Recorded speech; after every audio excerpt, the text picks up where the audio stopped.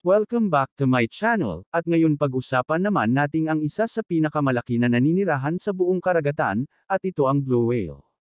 At kung bago ka lang sa channel ko, huwag kalimutan pindutin ang subscribe button at notifications bell para updated ka sa mga bago nating pag-uusapan.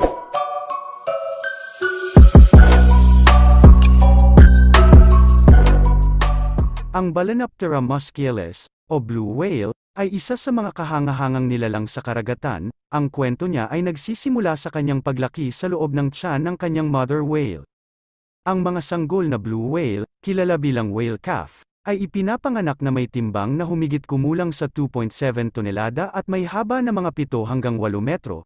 Sa loob ng unang taon, ang calf ay umaasa pa rin sa gatas ng mother whale. Habang lumalaki ang blue whale, umaabot sila sa mga hindi kapani-paniwalang sukat. Ang kanilang katawan ay napapalibutan ng makapal na balahibo na kulay abo at asul ang kulay. Ang kanilang malalaking bunganga ay katumbas ng hanggang 100 tao at malapit sa mga ito ay ang kanilang malalaking baleen filters o balin. Ang pagkain ng blue whale ay binubuo ng plankton at maliliit na isda na kumikinang sa mga karagatan. Sa isang araw, maaaring kumain ang blue whale ng humigit kumulang 4 hanggang 6 tonelada ng pagkain. Kahit na mabigat at malaki ang blue whale, sila ay kahanga-hanga sa kanilang katalinuhan at paggalaw. Ang kanilang paglangoy ay umaabot ng bilis hanggang 20 hanggang 30 miles per hour. Mayroon silang kakayahang lumangoy ng malayo at lumundag sa ere bago bumagsak pabalik sa dagat. Ang pagpaparami ng blue whale ay karaniwang nagaganap sa mainit na tubig, kung saan ang mga babae ay nagluluwal ng isang sanggol kada 2 taon. Ang balyenang babae ay inaasahan na mag-alaga sa kanilang mga anak ng ilang taon bago sila muling magbuntis.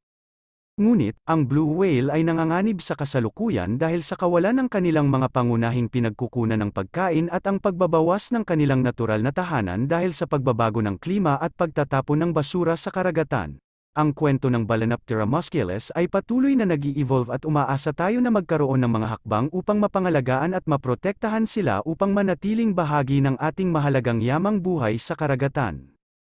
At kung nagustuhan nyo ang kwento natin ngayon, huwag kalimutan mag-subscribe para updated kayo sa mga bago kong ilalabas na video. Hanggang sa susunod.